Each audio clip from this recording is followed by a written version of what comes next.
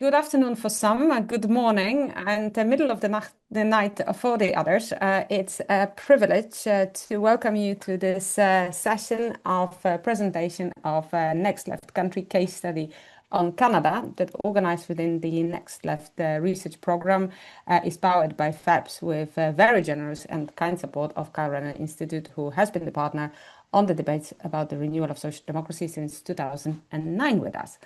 My name is Ania Skrzypek. I'm Director for Research and Training, and I'm one of the editors of what is a series on demand and an absolute must read for the summer, namely the Next Left country case studies. And today we are going to have a spotlight on a very special and dear to us country case study, Canada. As the title suggests, 100 years of progressive influence, social democracy in Canada. We will be looking at a political party and at a movement that has been growing and playing pivotal role in a very challenging political system. We will be looking at some regional dimensions, how regional power corresponds, or maybe not, with the what the party can command on the federal level. And we are also going to discuss issues that are particularly, if one wants to know, intriguing for the scholars, but also think tankers when it comes to the state of contemporary politics, namely resilience and in how far one can be successful while always opting for the principle-based politics. In other words, to quote Ed Broadbent, whom I had a great privilege and honor to meet, we will be avoiding bloody cliches and we will be talking in plain language about everything that bothers us, everything that can inspire us, and everything that can be instructive, not only for the audience in Canada, but specifically also for the broader global and European progressive audience that would like to learn from the study that we are presenting. Now, I am the privileged one to hold the study in my hand. But so are phenomenal authors who have agreed to first trust us, embark on this very challenging and demanding journey with a lot of detours. The book is very fascinating with a lot of twists and turns, but so was the editorial process. I mean, we've been tough editors, but they have been absolutely resilient authors. Clement Nocos, Director of Policy and Engagement at Broadbent Institute, and David McGrane, who is a Professor of Political Studies at St. Thomas More College at the University of Saskatchewan, are today here with us, and they are the first one to take the floor. And before they do, I would like to say congratulations. The book is phenomenal. I think it adds to the great literature about the progressive movement. And I am hoping that with this event, we are going to induce even more readers to get familiar with what should be, as I said, a must read, at least for the summer, but definitely also beyond. Clement, thank you so much. The floor is yours. And after that, I suppose Dave is going to follow. For him, it's still a little bit of the middle of the night. So we go with the time and geographical zone in that sense. Cascading, thanks so much again. And all over to you. Good afternoon, and thank you for joining us. For those of you joining from Europe, good afternoon and good early morning. Thank you very much for joining us. For those of you joining on the other side of the Atlantic, I'd also like to thank personally Anya and the Foundation for European Progressive Studies and the Karl Renner Institute for the opportunity to write this book and publish it with my friend, Broadbent Research Fellow, Professor Dave McGrane of St. Thomas More College and the University of Saskatchewan. And so this book is something I wanted to do, given my international work and studies. I often find Canada's international reputation is kind of inflated. There's this expectation that it's an inherently progressive country. I find that people internationally hold a lot of the wrong people responsible for the progressive public policy that does grab international attention, while the less progressive parts of Canada are ignored. And so in dispelling a lot of these reputational myths about Canada, some would call this enabled obscurity, maple washing, where the country is seen as naturally progressive without much thought as to why that came to be. This is sort of the reason for writing this book, to show that, while everything might seem harmonious for progressives in Canada, there's a lot of struggle that went behind that. And so liberal prime ministers throughout history sometimes show flashes of social democracy, but they're fundamentally centrist. And even some can be considered right wing when compared to European socialists and progressives. So excited to share with you also this next left case study for Canada alongside other countries where you can show what progressive politics looks like there. And you can see, I think, there's a lot of the same problems and a lot of the same struggles that led to successes and the same failures.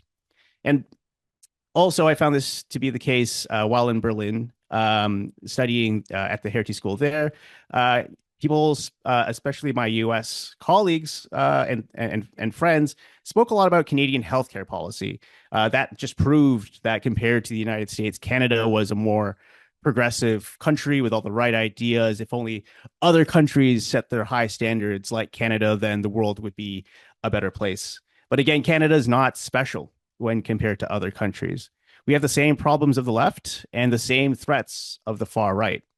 So I do hope this case study does at least some work in dispelling those myths for an international audience. It's written for an international audience. So if you know everything about Canadian politics, this might not be the one for you, but there are a lot of references that we use in this book that might be familiar to students of Canadian history and politics. I also want to, in the meantime, for Canadians who are largely unaware of that history, to set that narrative for them too. I do find here at home in Canada, we're sometimes smug when we compare ourselves to, all the problems and headlines we see coming from the United States. But what we forget in that complacency is that serious progressive politics needed to happen throughout Canadian history, or we would actually look something similar to the United States today.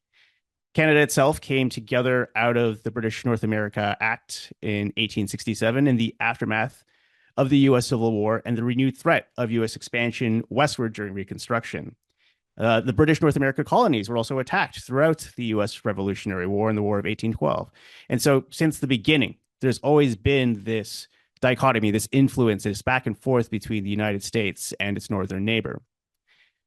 Conservative Tories and liberal prime ministers alike during the late 19th century and early 20th century built industries, trade, and foreign economic policy dependent on the United States. You'll also even find, just geographically, 2/3 of the Canadian population living within 100 kilometers of the US border. I illustrate that really for our European audience here or an international audience to illustrate sort of the scale of interdependence and the strong influence the United States still has on Canada. Yet, Canada did take a very different path on key areas of public policy, though others are very much integrated into the US dominated dominion. And so, my theory, a very strong reason why Canada took that different path than the United States, is because of the weight of a social democratic party, something the US could never organize in its history, though we see the beginning of that institutionalized with campaigns around Bernie Sanders, Zoran Mamdani, the Squad in Congress, and the Democratic Socialists of America. We see that today, but this is 100 years after social democratic electoral organizing began in Canada. It's also socialists like Bernie Sanders that we looked up to in Canada that regularly invoke Canada when talking about the struggle for healthcare in the United States. It's also socialists like Zoran Mamdani that have templated Canadian socialists like Jagmeet Singh and have improved upon their work to win power in the United States, which I can also speak to more if anyone is interested in that story.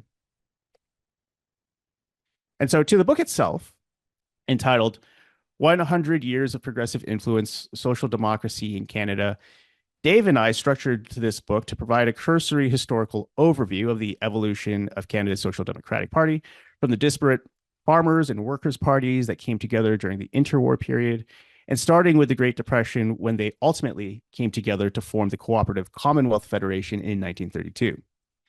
I think the works we reference provide more of those details of the historical episodes for the party, but we wanted to make this book as accessible as possible to that international audience and for Canadians who are largely unaware of that history.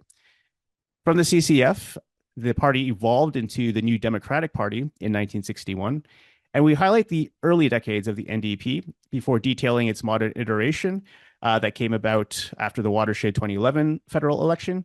And we also discussed some of the provincial wings of the party, which are actually very important to the national narrative because it's through provincial successes and failures on things like Tommy Douglas in Saskatchewan and the project of healthcare there that became then a national project, that progressive public policy at the national level is able to be realized. And so to start, I'll still turn things over to Professor Dave McGrane to speak to the first portion of the book and the early history of the CCF and NDP up to 2011. Hello, thank you. Hopefully, everybody can hear me. All right. Well, I'm coming to you from Saskatchewan, which is in kind of the middle of North America, right, sort of above North Dakota, South Dakota, just a bit north of that. And actually, the home of this is bragging a little bit. I'm from Saskatchewan, my home province, the home of and the birthplace, somewhat of Canadian social democracy. I just want to thank just really quickly our European partners. It's been great to work with them on this project and disseminate some information on Canadian social democracy. So to jump right in, I just wanted to start off just with a quick explanation of the name of the Canada's major social democratic party. It would have been probably easier to call our major social democratic party the Social Democratic Party of Canada, or the the Canadian Labour Party, but they wanted to be unique, so they called themselves first off from 1930 to 1961 the Co-operative Commonwealth Federation. And the name actually comes from the sort of a Christian socialist tradition within Canada, the UK, and the United States. And it essentially just means sort of cooperating for the common good. And despite its best efforts, that early, we'll call it the CCF, that early party, really wanted to be affiliated to unions, but Canadians at the time were not very willing to affiliate with it. So they usually at the time, prior to 1960 in Canada, a lot of the unions were either nonpartisan or even supported conservatives or liberals. But by 1961, something very important happened, and that was the affiliation of the main Labour Central in Canada, which was called the Canadian Labour Congress, that just formed in the 1950s, with the CCF, and that affiliation created a brand new party called the New Democratic Party, the NDP, New Democratic Party. And what happened there was they wanted to signal a rebrand, sort of a new beginning and a new era of Canadian social democracy. So they decided to call themselves the New Democratic Party, not the Social Democratic Party, something like that, but the New Democratic Party, as sort of a way to say, listen, this is a brand new era. This is a new beginning for Canadian social democracy. And now that name, New Democratic Party of Canada, that kind of sticks all the way till today in 2026. And often people joke, or you'll hear them even when you go door knocking sometimes and meet with voters, like, well, there's nothing new anymore about the NDP. But yet that's the name. So I don't think it's new anymore. It was created in 1960. But yet nonetheless, the name still remains. It remains the New Democratic Party of Canada. So you'll hear me refer to sort of the CCF, the Co-operative Commonwealth Federation, or the NDP, the New Democratic Party. Essentially sort of the two iterations of pretty much the same party. The only difference, I suppose, or one of the major differences, was this affiliation of the latter party, the NDP, with the labor movement from 1961 onwards with the CCF. Well, that they said they wanted that to happen, lacked. So if you go to the next slide there, Clem, I do want to just sort of ask a question about social democracy in Canada, and then try to give an answer to that question, and then maybe go through a little bit of history before my time is up here. But the question is basically, to be clear here for our international audience, Canada has two levels of government. Just sort of like a lot of European federations, it's a federal system. So our national government has a capital city of Ottawa, and there's 10 subnational governments that we call provinces. Now, those are the same as what you call states in Australia, cantons in Switzerland. I believe in Austria it's Bundesländers or Landers in Germany. So when you look at the Canadian system, you have to first start off by saying we are a federation, so therefore we have above the municipal level of government, we have two levels of government. And the CCF and NDP have never even really come all that close to forming government on the federal level or the national level. Not even anywhere close, to be honest. One time, which we'll talk about really briefly, the NDP formed official opposition. But at that federal level, the NDP has never been close at all to forming power. They've always had seats, both the CCF and NDP, as we'll discuss, within the Canadian House of Commons, but they really haven't been that close to having federal power and national power. So the question is, we're claiming in this book that the CCF and NDP has had a considerable sort of progressive influence on Canadian politics. But the question is, how could that possibly be? They've never been in power nationally. They've never been in power federally. And our answer to the question in the book is sort of a twofold answer that leans upon two unique features, what I'd call unique features of Canadian politics that are unique in terms of the Western countries. So the first unique feature I want to point out about Canadian politics that's different than a lot of other Western countries is something that has to do with the national level. That is the electoral dominance of a rather centrist Liberal Party on the national level. So most of our international audience will know that really since the 1920s, in most Western countries, you've had a situation where whoever the Liberal Party is not really all that electorally dominant. In fact, they're kind of a minor party. And obviously, I'm going to reference here the UK situation with the Lib Dems or the Liberal Democrats. You know, traditionally in a lot of countries are kind of like the UK, is that somewhere in the 1920s, the Liberals sort of, while they were maybe very powerful electorally prior to the 1920s, kind of fall off or kind of, are a minor party. In Canada, that's not the case. Canada has one of the most successful, electorally successful parties in the world, in the Liberal Party of Canada, and they've been very, very electorally dominant on the national level. That is in the House of Commons in Ottawa, throughout the whole 20th century. We often refer to them as the natural governing party of Canada. And so you have this situation where, for really almost all the time, or it's not quite all the time, but a lot of the time anyway, the Prime Minister of Canada will be a Liberal, and pretty much all of their cabinet ministers will be Liberals as well. There has been conservative governments, but if you look at sort of what's taken place in Canada since 1900, it's really been at the national level dominated by the Liberal Party of Canada. So what this creates the situation, where the CCF and the NDP, they never have a lot of sort of seats in the Canadian Parliament, but they've been able to use those seats to push these centrist Liberals in a slightly to the left. And after all, that makes sense. It makes sense for a social democratic party, a small one like the CCF and NDP, to have more influence when they're pushing a centrist governing party to the left than trying to push a right-wing governing party to the left.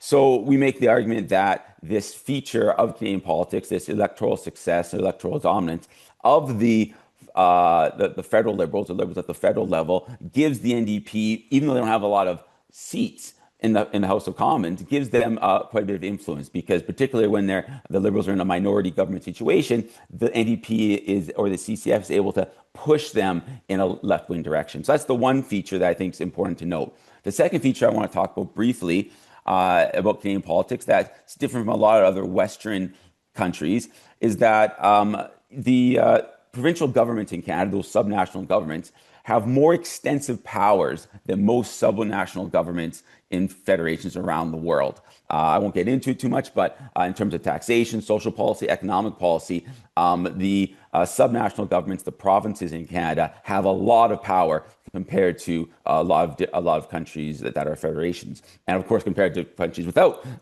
their unitary states, without any provinces or subnational governments at all.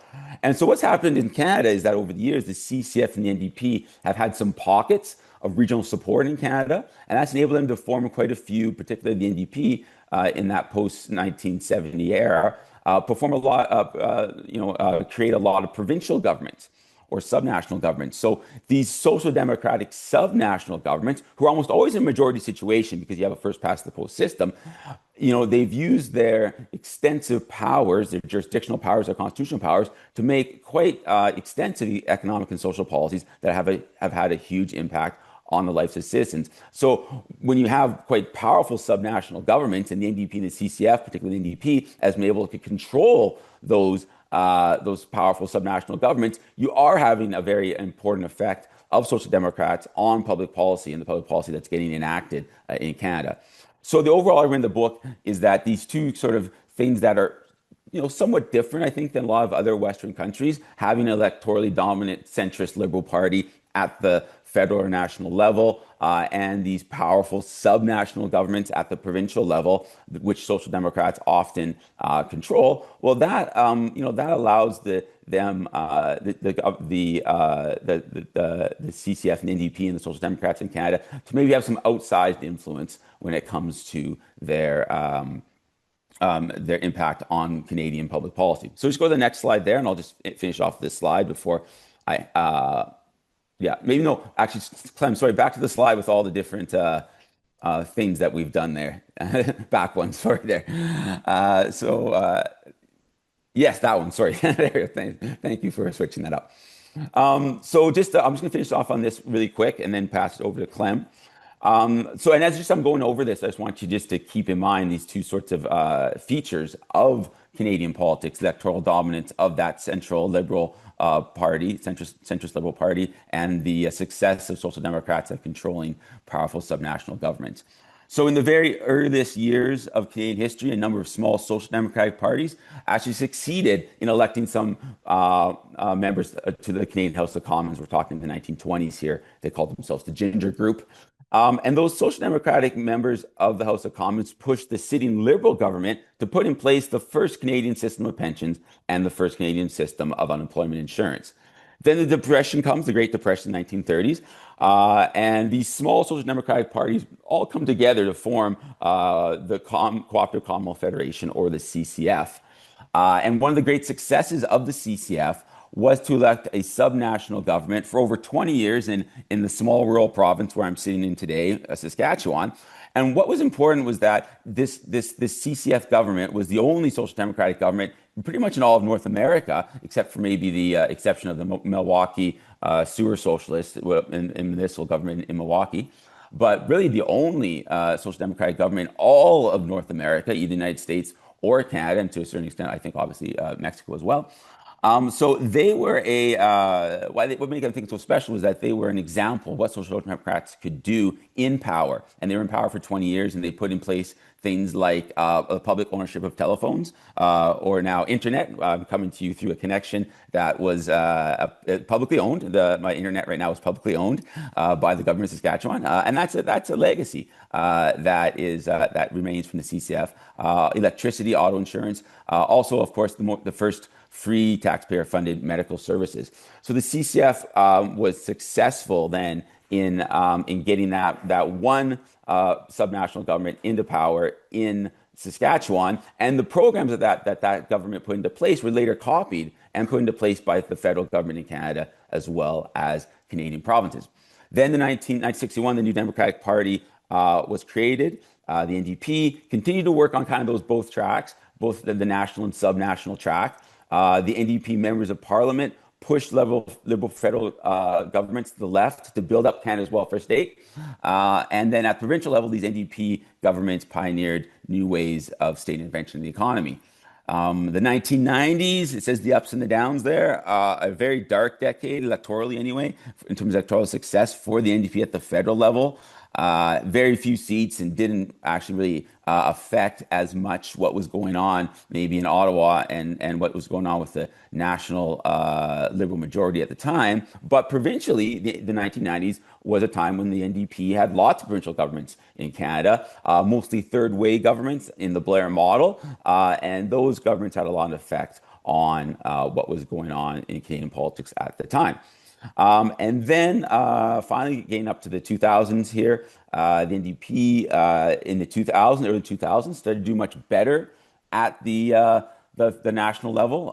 Former provincial opposition was able to really affect a lot what the Liberals were doing and push them to the left. And also there was some third-way provincial governments governing Canadian, small Canadian provinces.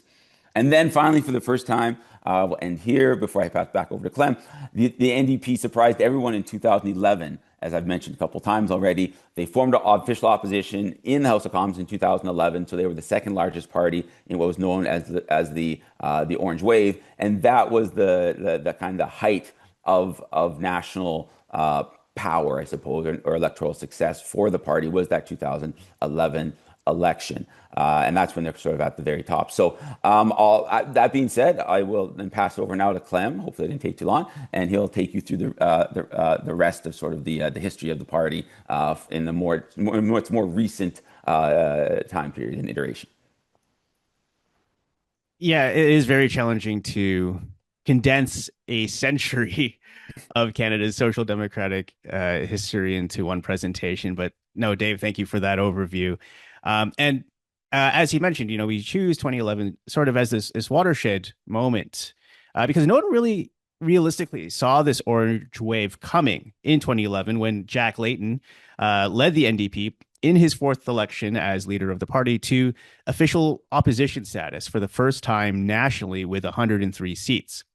Though it still resulted in a majority government for Prime Minister Stephen Harper's Conservatives, rendering the NDP's influence in Parliament not as effective as if it were a minority government. It was still quite an achievement given previous electoral prospects, considering, as Dave mentioned, the Liberal Party's so-called natural governing party status. And for the length of a rule it had throughout the 20th century, for the first time, it was relegated to third place. And so much of this Orange Wave's success was attributed to a breakthrough in Quebec, the province where there had been little attention given to the Social Democratic and Federalist NDP, and where the normatively Social Democratic but separatist Bloc Québécois typically filled that electoral choice. Some of that success in Quebec is also attributed to Layton's 2005 Sherbrooke Declaration, outlining the NDP's vision for Quebec's place within Canada and recognizing the province's unique national character and culture, in addition to principles for buying into national unity. This breakthrough election in May 2011 had the NDP riding high.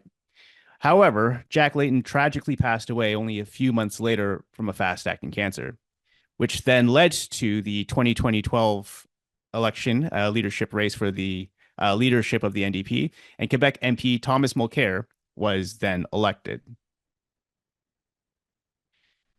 Then at the peak of the NDP's official opposition, Mulcair focused on his performance in the House of Commons, while the third place Liberals went through a leadership race that selected Justin Trudeau.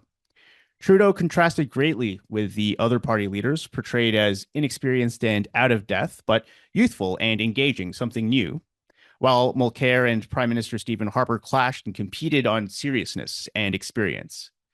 By the 2015 election, however, there was certainly more ambition to the NDP's policy platform compared to 2011. This one was released months before Election Day, featuring promises for universal childcare, prescription drugs, the legalization of cannabis, and the opposition to the Trans-Pacific Partnership. However, a sticking point during that 2015 campaign was a commitment to a balanced budget. That spoke to a desire for voters for fiscal restraint, despite the new program promises and revenue generation from increased corporate taxation.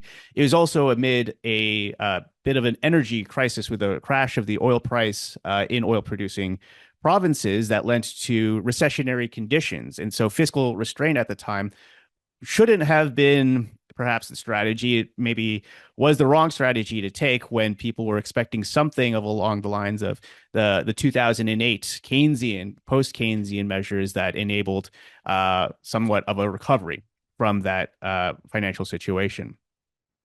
Though the Trudeau Liberals never committed to fiscal prudence, their non-commitment, they didn't say anything, was enough for the popular perception that the NDP was being outflanked on the left and were drifting towards the center in search of power. And you can perhaps see in real time the NDP's prospects diminishing after the initial month as policy announcements were made. This long federal election, the longest electoral campaign period in Canadian history, gave way as NDP voters switched their decision to the Trudeau-led Liberals and the Conservative vote stabilized. The NDP was reduced to 44 out of 338 seats in the House of Commons in the 2015 election and left to third-party status once again. The 2016 Federal Party Convention held the following spring in Edmonton, Alberta, where the previous year, the first Alberta NDP government in that province's history was elected. It was supposed to be a celebratory occasion for a newly formed federal NDP government that had been in waiting in opposition. But the convention was instead a heated gathering from the disappointment. The LEAP Manifesto, a progressive suite of policies that proposed more aggressive action on climate change, very prototypical of the US Green New Deal that was popularized only a few years later. That LEAP Manifesto was introduced at this Alberta convention, held in Canada's energy industry capital, sparking very heated debate between the factions. The LEAP had a number of notable environmentalists, NDP leadership, Indigenous leaders, and progressive Canadians, including Avi Lewis, as its signatories. Many signatories saw the party's failure in the 2015 election as a result of the Liberals' outflanking. They were campaigning to the left, while the NDP campaigned to the right. Adoption of the manifesto was ultimately rejected at the convention, but a leadership review of Mulcair followed the debate, and in a very unexpected turn of events, 52% of delegates voted to hold a new election for the leadership of the NDP. Mulcair resigned, which then led to the 2017 election of Jagmeet Singh, the first elected racialized leader of a federal political party in Canada's history. The following 2019 election saw a further leftward shift in the NDP's platform from 2015, perhaps inspired by the popularity of Bernie Sanders' run in the US and the Green New Deal proposed by Alexandria Ocasio-Cortez, with proposals for wealth taxes, climate infrastructure, and expanding healthcare into pharmacare and dental care. But the NDP suffered further losses, and the near complete loss of the 2011 Quebec breakthrough as the Conservative Party gained seats and actually won the popular vote, while the Trudeau Liberals still came out with the most seats, but were now reduced to a minority government in the House of Commons. The onset of COVID-19 only a few months later, and the minority situation in the House of Commons led to legislative opportunities for Jagmeet Singh and the NDP in its swing party status, such as the passing and extension of the Canadian Emergency Response Benefit, a trial balloon for basic income during the early stages of the pandemic. Using its leverage and threatening to trigger an election in autumn 2020, CERB became a key social policy for slowing the spread of the coronavirus while keeping Canadians afloat.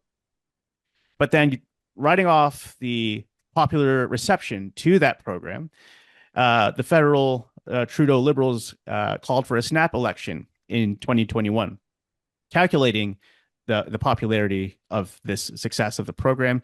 However, the outcome of that election ended up again in a stalemate. While the NDP gained a seat, the Conservatives again gained the popular vote. The Liberals again hung on to a minority parliament.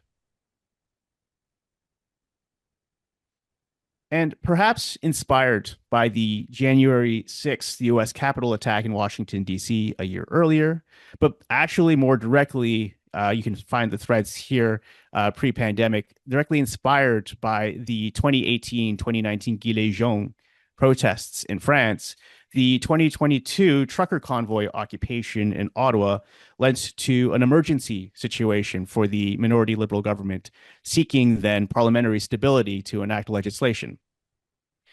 The Canadian far-right crisis led to the Parliamentary Supply and Confidence Agreement between the NDP and Liberals in the House of Commons that lent support to budgetary legislation in exchange for a written-out list of policies to commit to implementing by the end of the parliamentary session.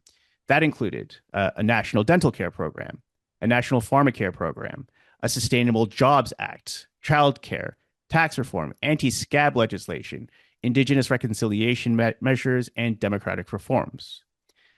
Unlike European contexts, this wasn't a formalized coalition agreement. It wasn't some members of the NDP would then go on to take on cabinet posts in the Liberal government. This doesn't happen. It's very rare for Westminster parliaments in the first place to see this kind of arrangement.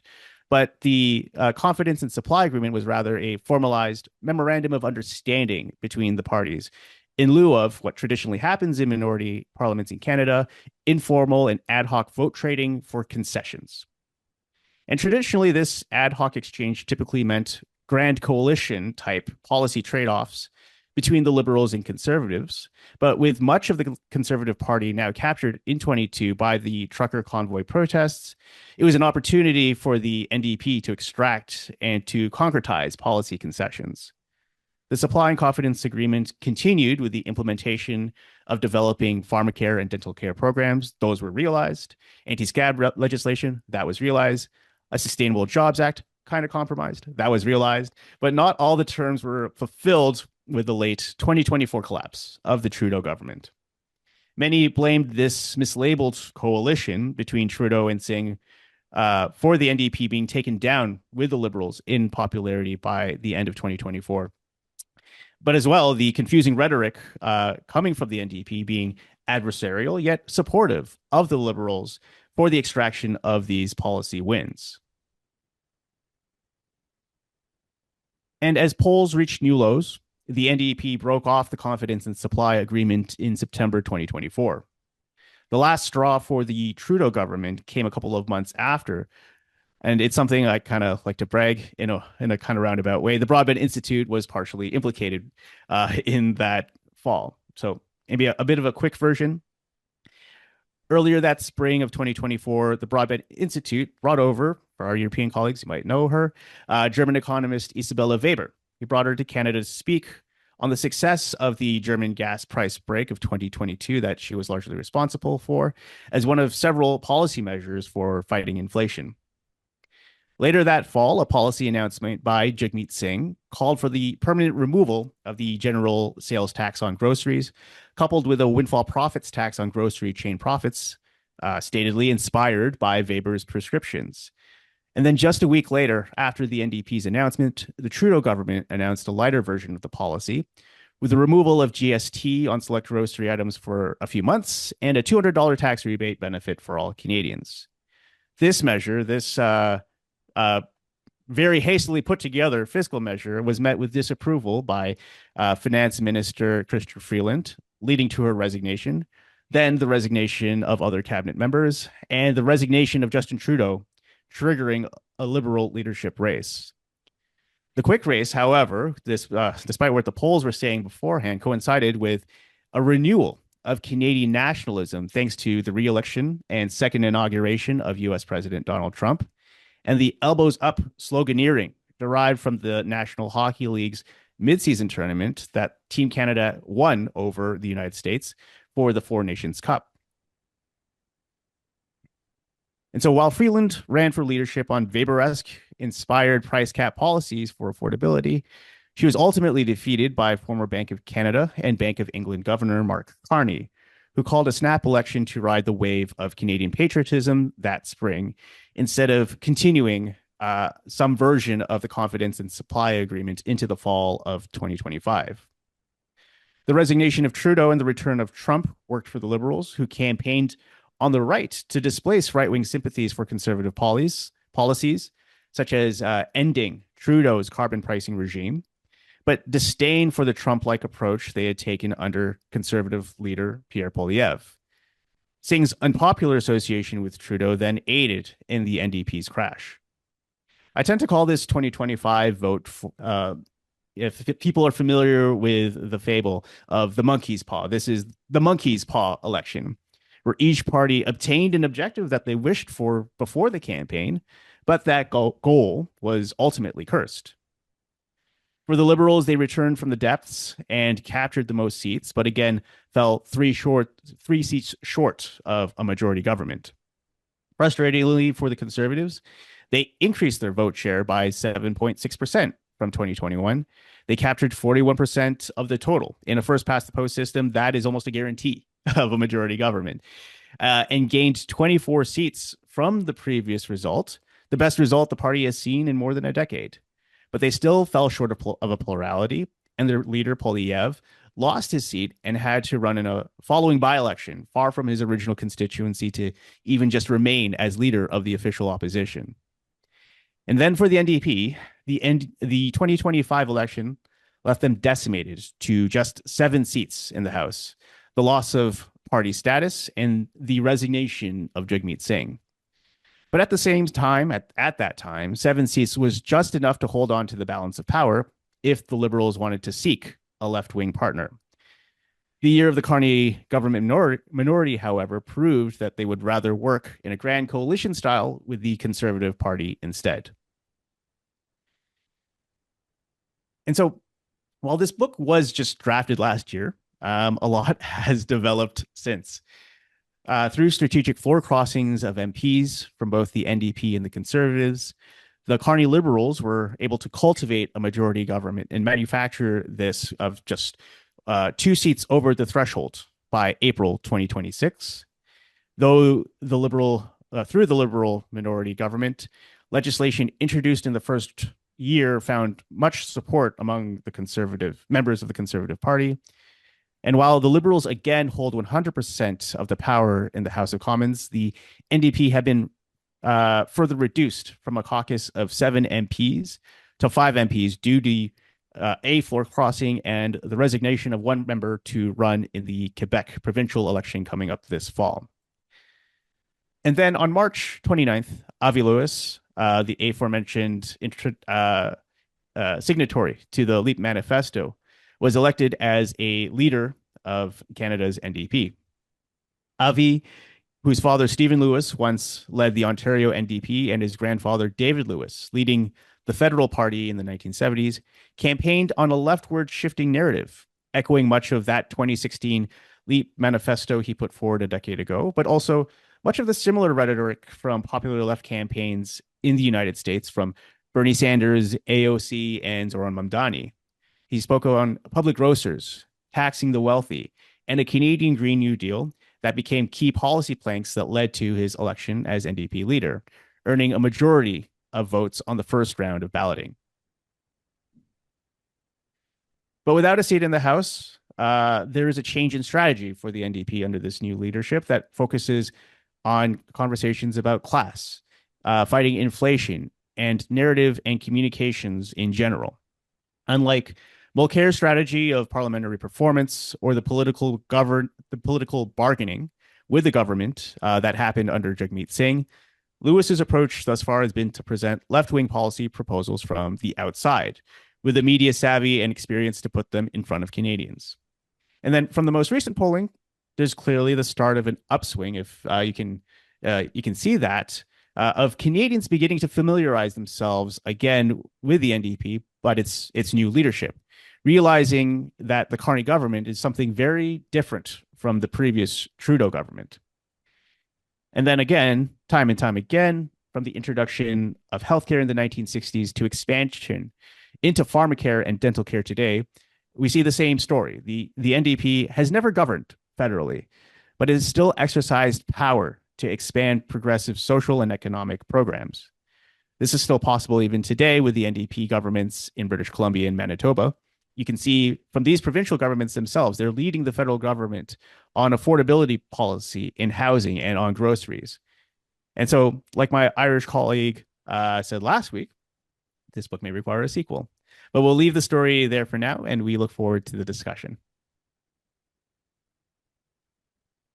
Brilliant. Thank you very much. I think it's very difficult to request the authors to really explain what happened in a century on just a very limited number of pages, and even more limiting to ask them to present over a century of progressive struggle in just 30 minutes. But you've done that. You've really nailed it. So thanks so much. There are some more compliments in the chat box together with the questions. We are now going to hear from the colleagues who have agreed to be the first ones to respond, because there's a lot really to unpack. You've spoken about the development of the party, of the political system, the difficulty in the constellation where you have 2 dominant parties, and also the pertaining power that is reappearing in a lot of conversations. You've gained power, you take responsibility, even if you are not the governing one. How do you translate it into people's well-being, creating more opportunities and welfare for everyone? I think for the European audience, it has been vastly interesting to see how and if different trends from the American politics translates into the Canadian landscape, and in when they are sort of corresponding and when they are being totally divergent from what's taking place across the border and why. I think fascinating kaleidoscopic maps. I was following the maps of the electoral maps, and it's quite impressive how much they have been changing, talking about the volatility of the different places, helping us to also understand how the voting system can differentiate when we're speaking about the different level of governance and representation, something that animates the European audience as well. And that all I'm taking already, which suggests we have had a particularly instructive and inspiring moment.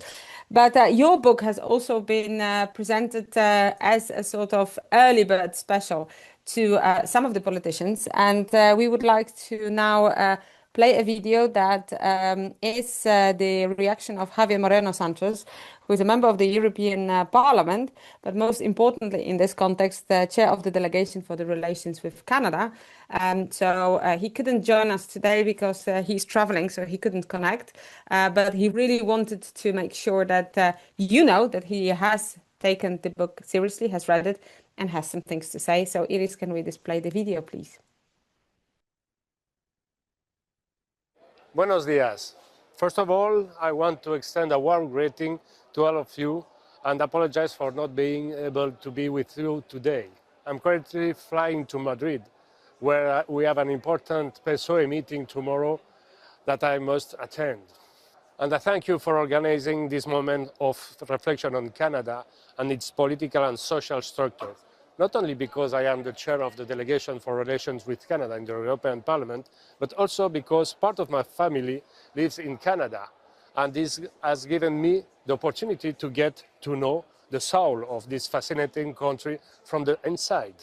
Many people ask when they look at North America, why is Canada politics so much more to the left of the United States, even though the two share a border, markets and culture? The short answer the author of this study gives is social democracy and the influence of the NDP on the political life of the country. I would like to add something that I often repeat when I try to go explain the soul of Canada. Canadians are the most European people outside Europe. And perhaps the two explanations go together. The influence that the left-wing NDP party has been able to exert over the national policy of liberal governance for decades, making most of its role in supporting liberal minority governments, has shaped the society that recognizes itself more in the values of European social democracy than of those its American neighbor. The NDP has had what the author calls consistent progressive influence for nearly a century. The result is Canada's reputation for a stronger welfare state, labor protections, and environmental policy compared to the US. However, even in Canada, this model is at risk. The pressure of a world whose balance of power has changed, and the influence of increasing extremist right are putting our democracy in danger. This is why strengthening the relationship between Canada and the European Union becomes fundamental. And not only from an economic and commercial point of view, but also from a political and strategic one. With right-wing pressure from the US and the Liberals moving center-right under Mark Carney, the cooperation between Canada and Europe and the NDP's outsized role may be more important than ever for keeping Canada politics anchored in the social democratic model of the society. Muchas gracias. Thank you very much, Javier. So this was from the early bird special, also picking up on the issue of the influences within the international context and within the political family. We have another volunteer whom we picked with a lot of joy to also offer the first reflection. After that, I will open the floor for everyone who's joined us in this what at least in Belgium is the hottest afternoon in the year, or at least is saying the hottest afternoon. Well, we are promoting a very hot book, so it corresponds somehow, but still quite of a struggle. David Lizoen, he's the Director General of Economic Analysis and Foresight in Generalitat of Catalonia. David, you've agreed to share some of your views. You are also Canadian native, so to say. So it's not a surprise that we asked you, what do you think as, a bridging in between Canadian and European? So if you want, the floor is yours. Thanks so much for having agreed to share your thoughts on the excellent presentation and book by Clement and David. Well, thank you so much, Anya and Feps. Good morning, good afternoon to friends on both sides of the Atlantic. Congratulations to Clement and David. This is a fantastic read and great presentation. And I'm very excited because I think it describes to perfection the reason for this comparative method and also for internationalist commitments. And to sort of address what Clem said, why to stick with the NDP and not be seduced by the Canadian Liberals. And I think the book expresses it perfectly, that social democracy in Canada is playing on hard mode because you're at the heart of the empire, constrained by the United States, and have a difficult political and electoral system.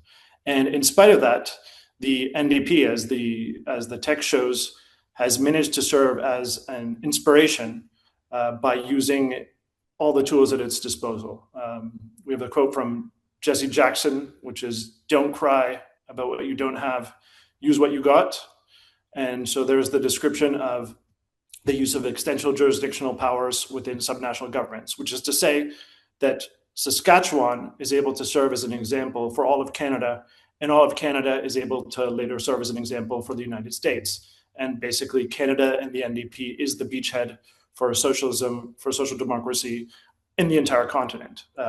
The Canadian example inspires Bernie, and so on and so forth. So for celebrating the good results of Zoran Mandani in the primaries yesterday, that in part has to do with the impact of the NDP on this progressive North American ecosystem. And probably Canada and the NDP are able to serve as a more convincing example on account of both cultural and geographical linguistic proximity. So really the NDP is to be conserved as a great exemplar. The work, which is terrific, has provokes a lot of lines of discussion that I think are very useful. I think one interesting to discuss was regarding the transition period between Mulcair and Layton and sort of the missed opportunity to govern, because I think it also speaks within the article, within the book, there's the description of how the NDP actually positions itself more to the left in 2015 with regards to 2011. And so perhaps this also speaks to the importance of what is the context at every given moment and what are the limits of political possibility, because probably 2011, we were still coming out of the final phase of peak neoliberalism and the global financial crisis. And now we're in a different phase with austerity having been discredited on both sides of the Atlantic. Another issue I think that's interesting across Europe is that the NDP switched from delegated conventions for selecting its leaders to a hybrid system, first that elected Layton and now a simple method of primaries. And to the extent that opening up the party to democracy might be a useful method of party renewal, which is also something I think we might see in this current phase with Avi Lewis. And also maybe if I had one quibble with the text, I'm not sure I would refer to the leadership review as a coup, given that the majority of the membership expressed its views, but I think that's a very minor point. But I would also say that I think it's interesting to look at the relationship between your internal selection methods and your electoral sociology. Because, Anya, when you look at the maps, there's some orange, but later on in the corners, in the urban districts, is where the NDP has moved its strongholds, perhaps losing some of its historical rural-based strengths, which maps on to what a lot of parties are facing, social democratic parties are facing here in Europe. And so I think to wrap it up a little bit, there's a question of the electoral sociology and to what extent it's still possible to engage in what we might call a triangular politics, where the NDP is trying to capture not just progressive liberal voters, but also working class voters from the Conservatives, or to the extent that which we are moving into a logic of clear polarization and bloc politics, where your strategy consists of trying to basically acquire leadership of this progressive bloc and expand it to win a majority. Because I think that something interesting about the Layton period in 2011 is that Jack Layton both was willing to propose a coalition and express a readiness for power, but also, and something relevant to what we lived through here in Spain, he was willing to kind of deal with the Bloc Québécois, which is to say, to include regional nationalists in a progressive coalition, which is also what is taking place here in Spain and was necessary for displacing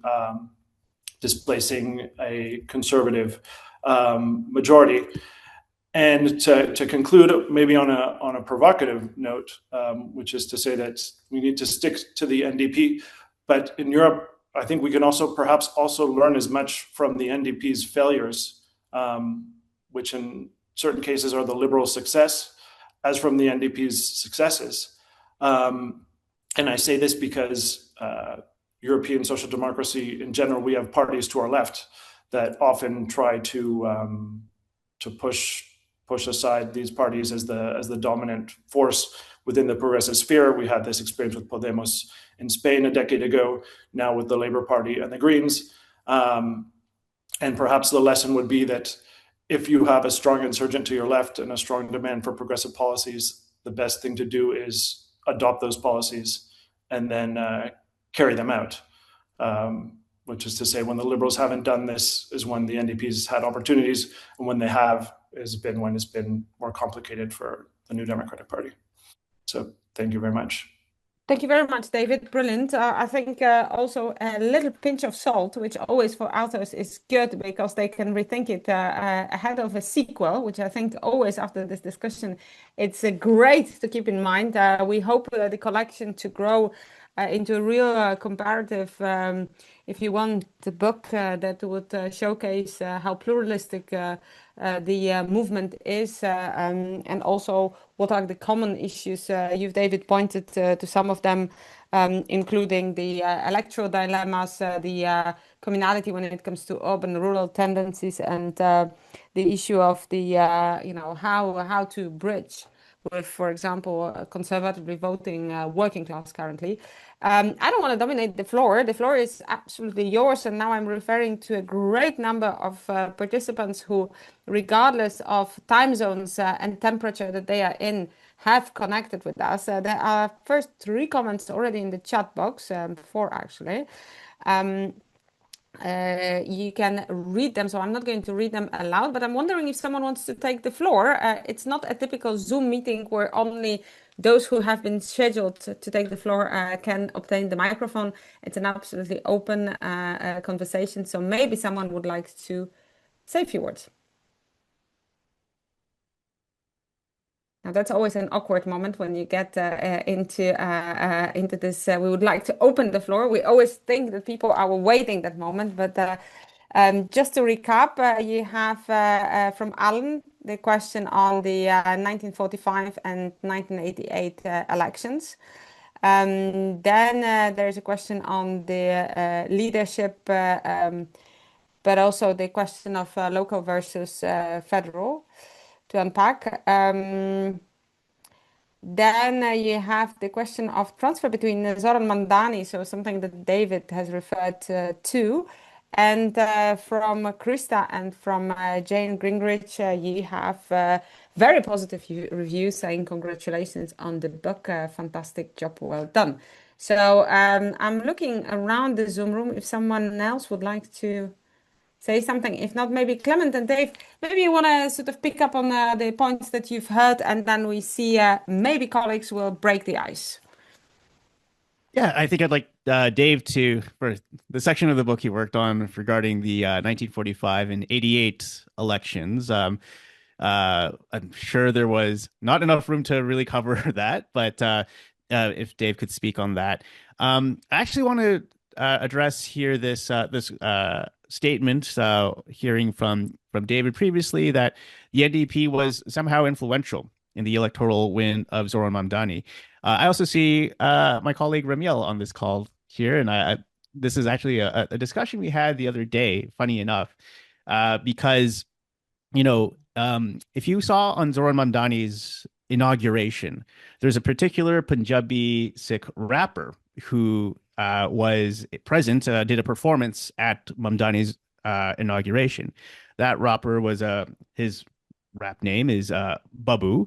And if you look back on the timeline, Babu was very much connected to Jagmeet Singh from very, very back in the day. It's through this sort of diaspora youth link, through YouTube culture, through social media, that actually I'm very well aware that Mamdani and Singh have been in communication with each other from before his time as mayor. That a lot of the template that you can see from Zoran's political, cultural cues that he has in a lot of political campaigning.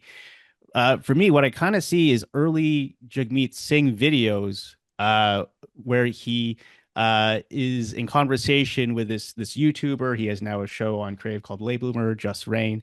You can see this sort of connection here, this thread of Mamdani kind of following actually Singh's campaign, his political career since his days as an MPP in 2011 through these YouTube videos. And you see that kind of come out ultimately here in his inauguration, having a character from these YouTube videos present, a rap song there when he came into office. To me, these are all, it has to come from, I think, like Canada's unique diaspora communities of a certain age. And that's where I do see a very strong influencing connection that Mamdani, I know, has been following Singh's campaign for some time. And so it's a bit of a template, I would say, for that, for his career now as mayor of New York, to build upon that, to improve, to see where that may have started, how that may have failed as, a visible minority with visible religious affiliations, of the first racialized leader of a federal political party, how that may have played into his own campaign as a South Asian, ethnically South Asian Muslim mayoral candidate. I see the threads right in front of me there, but that only comes from experience being among Canada's diverse diaspora communities. Dave, I guess that you were given a task to pick up on 1945 elections, as well as everything else that Clement sort of, in a nice way, left over for you. Just a couple quick points. First on the 1945 election, and thanks, Alan, for the question. It's great to hear from you again. Alan was the external examiner on my thesis, doctoral thesis, a while ago. We won't say when, it was a while ago. But just on 1945 and 1988, there was, and we deal with it not enough in the book, but I think it should be said, there was a real backlash amongst the corporate Canada or the business community to the CCF success and later the NDP success, and in terms of advertising and putting money and that kind of stuff, against in almost a propaganda, if I can use that term, a propaganda campaign against the NDP and the CCF.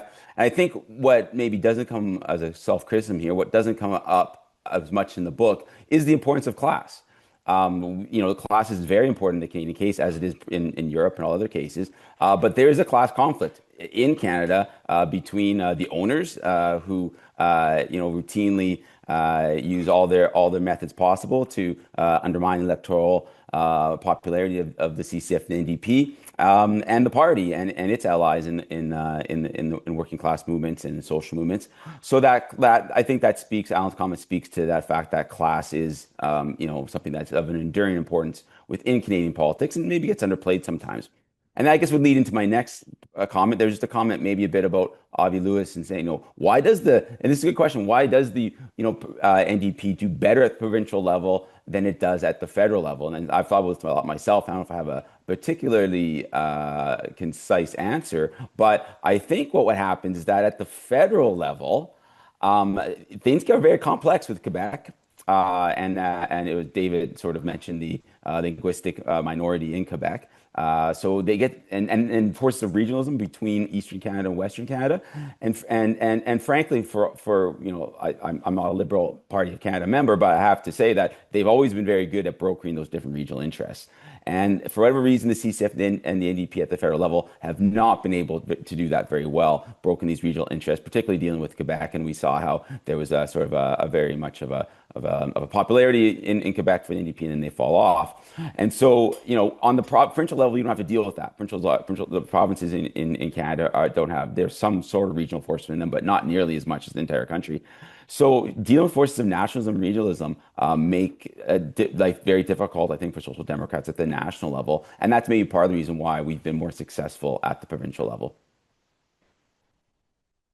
I don't know if there's any other question. Somebody has their hand up, maybe. I don't know. Yeah, there are hands actually. Okay. I have now it's Nick Peace, but I've seen also I think I've seen David Blocker willing to take the floor, but now I don't see him anymore. So I will hand over to Nick Peace, and there are also two more questions that have arrived in the meantime about SETA and Build Canada that you can find on the chat box. But let's take them in the second round.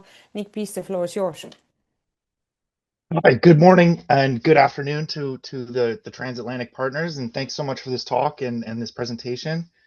I just wanted to add a couple little points on how did the NDP help to create some of the social progressive movement in America? And I think a big answer, and this kind of relates to part of why the NDP is stronger in regional politics and provincial politics in Canada, is public health care.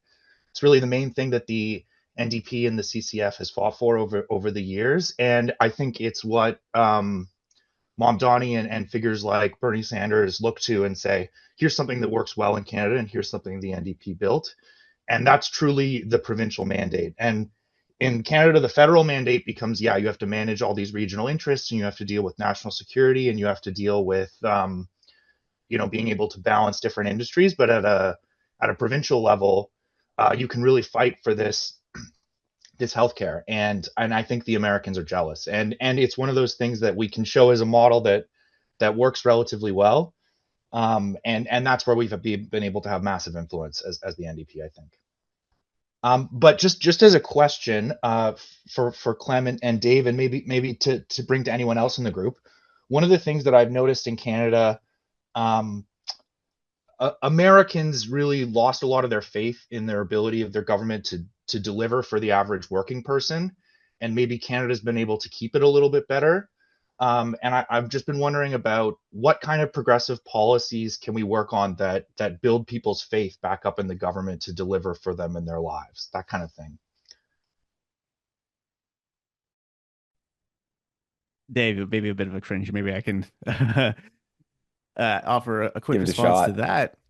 No, and like this is actually something I've seen too with our European colleagues, right? For instance, in the last German election, I did see polling with regards to the SPD's run. They actually proposed a lot of left-wing policies, such as, in the same ways that we did in Canada, the removal of the value-added tax on groceries as part of their election platform is very, it's something that attacks affordability, something that was widely supported. It's a tax cut on groceries. You really that sounds great to the average voter, but the average voter also didn't trust the government at that time to do that sort of measure because of the SPD government's retrenchment of other policy proposals, the gas price break, the one that was so popular that it solidified them in 2022,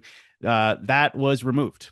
And so it was seen as sort of, you're going to do this inflation fighting measure that seems really good and important to us in affording things in daily life, but we don't trust you to build that anymore. And so it can be that, like, even with the NDP and its most recent policy platforms that, proposed wealth taxes on the rich, something that's, pretty substantially accepted and favorable among Canadians, they're not ultimately voting for that policy with the NDP because of other factors, namely, like, they don't entrust the NDP to win power. They don't entrust that once in power, maybe the NDP is able, or with enough seats, for instance, as you also saw in 2025, the campaign shifted from we're going to win power to we're going to win the balance of power. Right. And so that kind of shift in that narrative, it creates also a bit of distrust. There's a lack of consistency there. People don't see the real possibility. And so you can promise, really good, substantial things, and it might not happen. I'll even also just add to what Nick said also, just about the US is enamored with Canadian healthcare. I think it's actually more so a more comprehensive program of decommodification across Canadian society.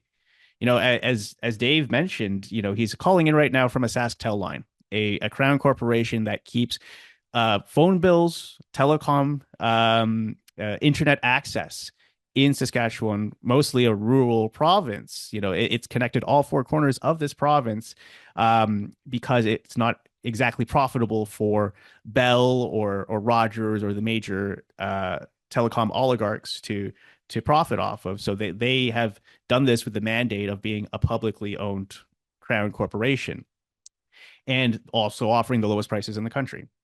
That is also something else that, U.S. Americans then look to, this more programmatic decommodification of the essentials of Canadian life.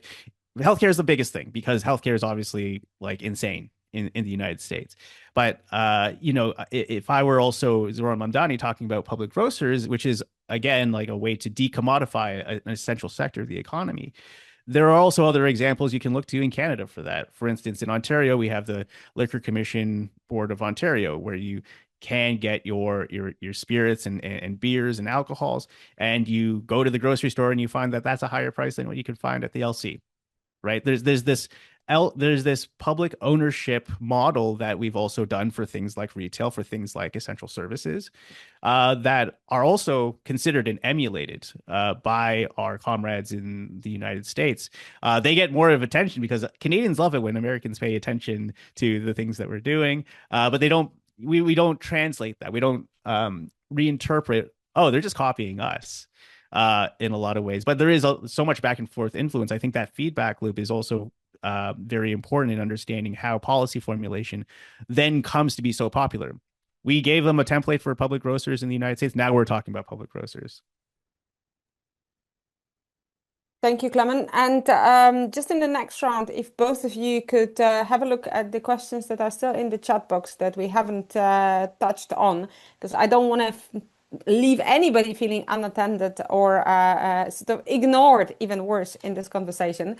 David Blocker, you're back with your hand up, and I'm delighted to give you the floor.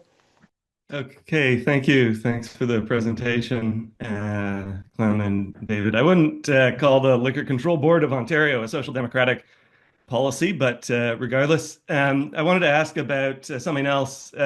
Because of Canada's proximity to the United States, nationalism has often played an important role in the Canadian left, and certainly Mark Carney and the Liberals utilized that sentiment to great effect in the last federal election.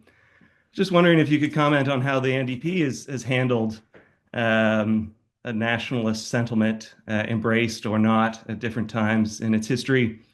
And also, you touched a little bit on Quebec and Quebec nationalism, but also how that has played into the federal NDP's challenges to win power on a national level. Thank you. Thank you very much. Yeah. Are there any further questions? Just a second, Sure, because I'm afraid that this is going to be our sort of closing round. So Armin Puller, who also is your fellow when it comes to the collection, because he authored the one on Austria. Great to have you with us. The floor is yours. Oh, thank you very much. Yeah. Thank you very much. Yeah, I'm talking from a very hot Vienna, and I'm a bit slow today, so to say. I have a question concerning the search of the far right, so to say, in Canada. As far as I understand, there is a search going on, taking place within the Conservative Party on the subnational level in Canada, and I would like to hear what you think about this. Is this something dangerous to undermine, let's say, the basis of Canadian social democracy on the subnational level? Is this like a danger, or is it still in a let's say mediocre stage? And what are you doing about this, so to say? Is it the case that you are learning from the European experience? As far as you will know that European social democracy has not been very effective in challenging the far right all across Europe. In Austria, we are trying, so to say, the model of the anti-fascist economic policy so far, with anti-inflation measures and so on. As far as we can tell, it's a bit insufficient at the moment. We hope it's going to establish further. Is this the way that you are going to take, or yeah, could you elaborate on this a bit? Thank you very much. So that leaves us with great grand finale set of questions. Also, CETA, so the trade agreements, partnerships going beyond the Canadian-US relations are still on the table, as well as the whole scope of the labor movement, trade unions. We haven't touched really a lot on that, but there is rather much about that in the book. So maybe a few words on this could also be useful. I don't know if you want to come back to the hot potato on the leadership question, hinted by David, and some were coming up in the in some of the comments in the chat box. But now it is my pleasure to give the floor to you for anything that might be remaining, or even more so, for everything that you would like everyone around this Zoom room to really leave with as the last note. Clement and Dave, and the floor is yours. Maybe I'll start off, Clem. I list like 5 different things that people have kind of mentioned. So let's start off with the free trade comment. I think that you know, particularly since Trump has come in, you know, and sort of become pro-tariff, you know, the free trade's become like a left-wing policy, or being in favor of free trade has become a left-wing policy. And I've done a lot of study kind of on the history of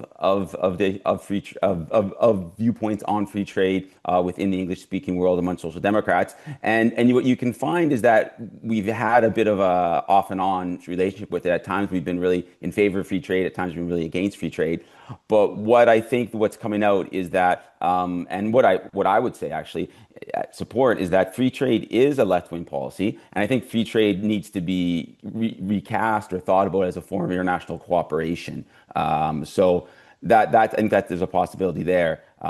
So that's something that I think that's coming in and interesting. In terms of the Build Canada comment, you know, this is a perfect example of where the Liberals do this all the time, and it is like you know, you ask for you know, a nice glass of wine, and then your host gives you grape juice. And this is kind of what the Liberals do all the time in Canadian politics, right? They give you something that's, you know, that kind of tastes similar to social democracy, but is nowhere near it. And so the Build Canada is sort of this, you know, it's not a bad program necessarily, but it's nowhere near what we need to really you know, push the progress on affordable housing. In terms of that, there's so much to talk about in terms of the relationship between the labor movement and social democratic parties in Canada. I think it's been a rocky type of relationship. That's something that is is maybe an understatement. There's been a growing independence of unions from social democratic parties in Canada, and I'm not sure that's always a good thing. You know, in terms of bringing class in. This is something that is maybe not the best thing. So it'd be nice to have a close relationship, I think, between unions and the social democratic parties here, and someplace that keeps social democratic parties honest, to have a stronger union influence. So sometimes I think Canadian politics is nefarious, sort of, oh, the unions, NDP's in the back pocket of unions. I think it's almost a good thing because sometimes we can drift away from our social democratic roots. So maybe it's a possibility that the NDP has gotten too independent from unions in Canada. And great to hear, David's comments there. And I know Dave's done a lot of work on the waffle, which is a whole other story, in Canada, who was a kind of a radical 1970s movement slash group within the NDP. What I would say though David, on the nationalism question is that for me, I'm doing some work on this at the moment, it's a clash of nationalisms within Canada. There's a Quebecois nationalism and English Canadian nationalism. And to me, these two nationalisms are just incompatible. And it's like, oil and water. And that's been, I think, some of the difficulties that we've ran into at the federal level, that, you just can't mix these two up. They are two very, very different things. And it's just really tough for us to do that. And we tried, maybe succeed a bit around Layton, but didn't quite get there. Then finally, just in terms of the far right, there's been somewhat of a surge. It's not the same. It's very different. The far right's very different, I think, in Canada. It's a bit more marginalized. I think part of this has to do with that first past the post system. So, you don't see, many people that are kind of, saying that they're far right politicians actually becoming elected. So it's something that's a kind of a sleeper issue, or sort of somewhere in the background. I think definitely immigration is something that is here in Canada as an issue that the far right continues to bring up. I think it's concerning, but we haven't seen sort of like far right participation within in the legislature in terms of being elected or within cabinet. So it's something to keep aware of, but it's not necessarily. It's just just to end off here, it's just a really sort of different, I think, movement here in Canada than it is in Europe in terms of the far right. So hopefully, I know there's lots of stuff. Hopefully, I answered some of the questions that people had. I definitely think you have. Just one more question I haven't sort of added before. There's a question from Krisa about could either Clem or Dave say something about NDP's relations to the word and concept of socialism? Oh, what a yes, great yeah. question to also have at the end. Clem. Actually, that's a very interesting relationship. I just actually wanted to even address the question of nationalism. That the NDP has always actually tried to reconcile this Quebec and federal nationalism with socialism. And you can actually go back. You can find it on our journal, the Broadbent Institute's Perspectives Journal, a published speech from Ed Broadbent from back in the day, where he argues for Canadian socialism as a thing to align with a sort of anti-U.S. independence movement that, I'm sure also David Blocker on this call, thank you for the question. Also a big fan, so looking forward to reading the new book on the waffle and this particular period where, socialism was used as a word in a very broad kind of way, right? You see these broad front coalitions, for instance, today in Latin America with different alignments between communists and social democrats and socialists, and then they all call themselves socialists, right? I think there's a bit of a shorthand with the word that is sometimes misinterpreted, and then that's used to score political points, but you don't see that, you see that kind of diminishing as generations go on. You have the resurgence of the Democratic Socialists of America, and you just saw, a few days ago, these DSA-backed politicians going forward and saying, "Yes, I'm a democratic socialist," and I think it's just a word that's been also perverse, not just in Canada but throughout history, right? But ideologically, when it comes to the values that these democratic socialists also purvey in the United States. If you ask Europeans, these are social democratic policies. These are the social democratic values, and they're using the label democratic socialist. And so the obscurity, I think, is not helpful in terms of, the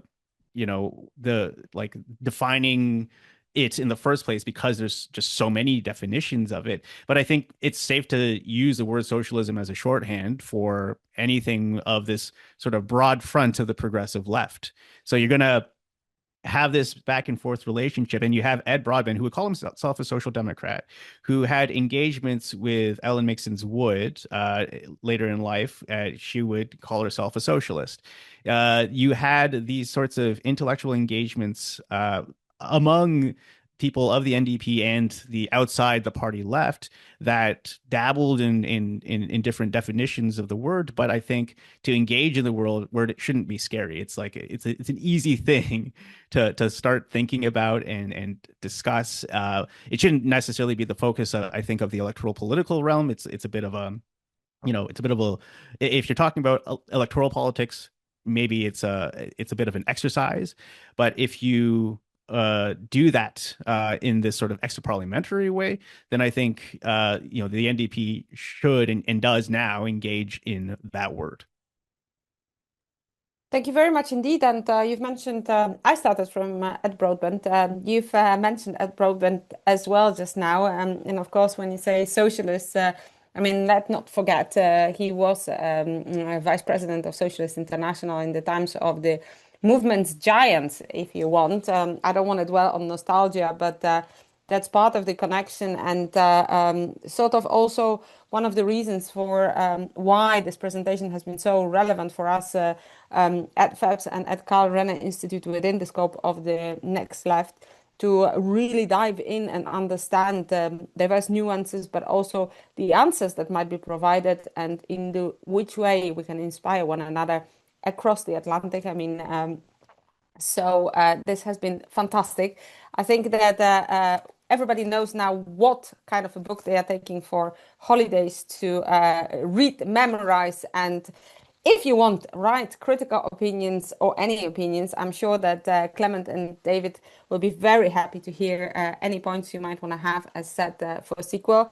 I also would advertise the rest of the book of the series. You've seen one of the authors during today's exchange, but there's much more to be discovered on the FEPS website. At the same time, we are, of course, leaving with more books to read because the chat box has been booming when it comes to recommendations, both on further reading about the Canadian political system and the issue of trade, fair trade, free trade. So lots there to unpack.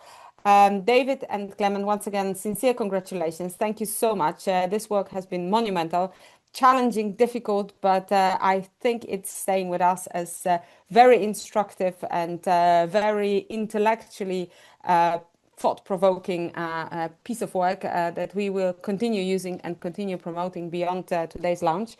I'd like to thank everyone who has been here today. And from the organizers, Iris Wijverberg, who has been the sole host and organizer behind this fantastic event. But it's not up to me to close it. It's actually up to our partners from Vienna. We've heard already from Armin that it's super hot in Vienna as much as it's super hot in here. And I'm very pleased to give the floor to Gerhard Mark, who is our fantastic comrade, as much as spiritual and intellectual leader when it comes to Next Left programs and many others in his capacity of running the international relations of Karl Renner Institute. And I cannot help myself to say that this is his maiden speech in a new capacity at FEPS, as he has just been elected as the bureau member of FEPS this last Wednesday. I'm thrilled that it's Next Left that gets the privilege to hear this maiden one. Gerhard, the final floor, the final words of this seminar are yours. Thank you so much, Anya. Yeah, it's a pleasure to have this final and closing remarks. I'd like to start with saying thank you as well to Clement and Dave. It was a great presentation, and I can only confirm what has already been said. It really provoked more interest in reading this book, and I think most of us who are with us this afternoon share this opinion and impression that it is a must-read. And yeah, thanks a lot. next left country case studies are really a success story. We have already published 10 books, and over the last 3 weeks, every Friday, we had the 3 presentations, the one on Canada, last week on Ireland, and 2 weeks ago on Poland, and every presentation was a success with about 30 participants. And then I can also say that whenever we publish a new edition of this country case studies, we get messages and emails from friends of the Clement Institute who ask us to send them the printout of the country case study. So it's a real success story, and we can already look forward to new editions of this series. And having said this, let me also thank not only all of you for your participation in this afternoon session, but especially also to the colleagues from FEPS, especially to Anja, and to her colleagues, Elena and Iris. Thanks a lot for the dedication you always bring into the Next Left research program. You know that the country case studies are only one important pillar of this research program. Other important pillars and many publications that we had over the last 20 years. So thanks a lot to FEPS and to Anja, Elena, and Iris. And let me wish you, a great weekend, and see you soon next time. Thank you. Thank you.